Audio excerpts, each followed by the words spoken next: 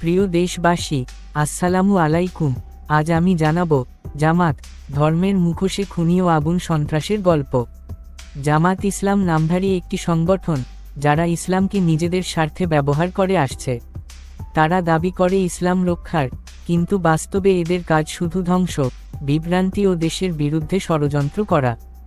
আজ আমরা এমন কিছু ঘটনা তুলে ধরব যা প্রমাণ করে এরা শুধুমাত্র দেশ ও ধর্মের শত্রু নয়, মানবতারও শত্রু।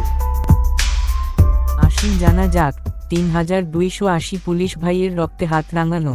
জামাতের সন্ত্রাসী কার্যক্রমের অন্যতম উদাহরণ হল ৩,২৮০ পুলিশ সদস্যের নির্মম হত্যা।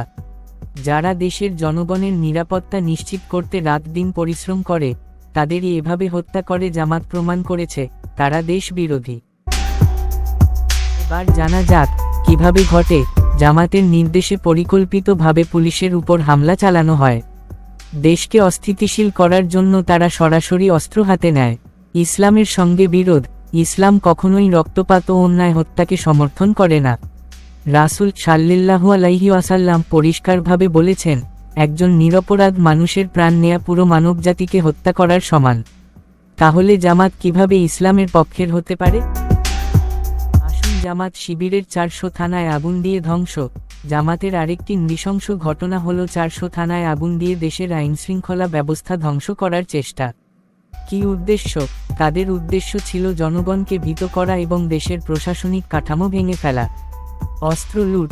থানার অস্ত্র লুট করে তারা দেখিয়েছে তাদের লক্ষ্য শুধু সন্ত্রাস ছড়ানো, ইসলামের সেবা নয়।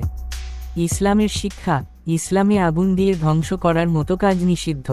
রাসূল সাল্লাল্লাহু আলাইহি ওয়াসাল্লাম কখনোই এমন ধ্বংসাত্মক কার্যকলাপ সমর্থন করেননি। ৩. রাসূল সাল্লাল্লাহু আলাইহি ওয়াসাল্লাম এর বিপক্ষে কাজ করা। জামাত ইসলাম দাবি করে তারা ইসলামের জন্য কাজ করে, কিন্তু তাদের কার্যকলাপ সরাসরি রাসূল সাল্লাল্লাহু আলাইহি ওয়াসাল্লাম এর আদর্শের বিপরীত। রাসূল সাল্লাল্লাহু আলাইহি ওয়াসাল্লাম এর শিক্ষা শান্তি প্রতিষ্ঠা করা, অন্যায় অত্যাচারের বিরোধিতা, নিরীহ মানুষের জানমালের নিরাপত্তা নিশ্চিত করা। জামাতের কাজ হত্যাকাণ্ড, অগ্নিসংযোগ, সন্ত্রাসী কার্যকলাপ। ধর্মের নামে মানুষকে বিভ্রান্ত করে নিজেদের স্বার্থ হাসিল করা। জামাত, মুখোশের আড়ালে শয়তান। আসুন জানি, জামাতের সন্ত্রাসী কর্মকাণ্ড শুধু বাংলাদেশেই নয়, বিশ্বেও তাদের আসল চেহারা প্রকাশ করেছে। ধর্ম ব্যবসা। ধর্মের নামে মানুষকে বিভ্রান্ত করে নিজেদের ক্ষমতা ও অর্থ বাড়ানো। স্বাধীনতা বিরোধিতা। ১৯৭১ সালে দেশের স্বাধীনতার বিরুদ্ধে কাজ করেছে, আর আজও স্বাধীন দেশের শত্রু। জামাত ইসলাম কখনোই ইসলামের পক্ষে নয়। তারা ধর্মকে ব্যবহার করে সন্ত্রাস ছড়ায়, মানুষ হত্যা করে এবং দেশের স্বাধীনতার বিরোধিতা করে। তাদের কার্যকলাপ রাসূল সাল্লাল্লাহু আলাইহি ওয়াসাল্লাম এর আদর্শের সম্পূর্ণ বিপরীত।